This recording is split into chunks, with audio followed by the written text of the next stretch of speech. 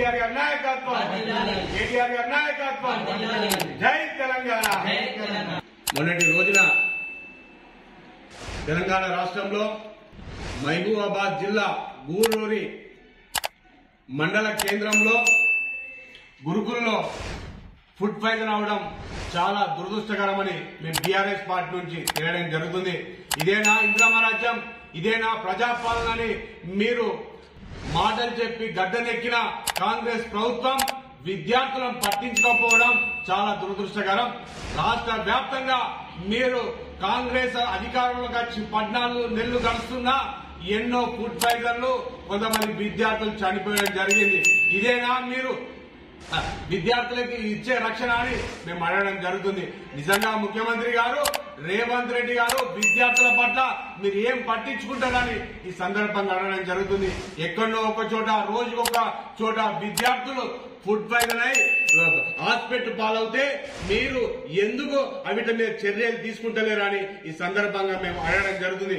ముఖ్యమంత్రి గారు మీరు రాజకీయం గురించి కాకుండా విద్యార్థుల ప్రాణాలతో చెలగాటమాడుతున్నారు.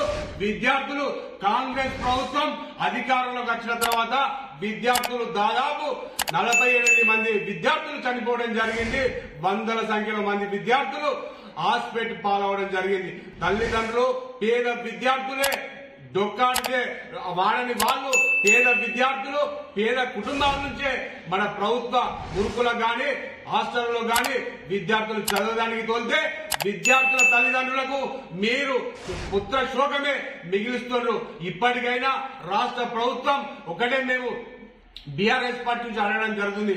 అయ్యా ముఖ్యమంత్రి గారు మీరు ఖచ్చితంగా ఫుడ్ పాయిజన్ అయినా అక్కడ ఖచ్చితంగా అధికారుల మీద సస్పెండ్ చేయాలి, అవసరమైతే డిస్మిస్ చేయాలని మేము బీఆర్ఎస్ పార్టీ నుండి డిమాండ్ చేస్తున్నాం. కాంగ్రెస్ ప్రభుత్వం అధికారంలోకి వచ్చిన తర్వాత విద్యార్థులకు రక్షణ లేకుండా అవుతుందని ఈ సందర్భంగా తెలియడం జరుగుతుంది. మీరు ఎన్నో హామీలు ఇచ్చి గద్దెనెక్కిన తర్వాత విద్యార్థులకే రక్షణ లేకుండా అవుతుంది.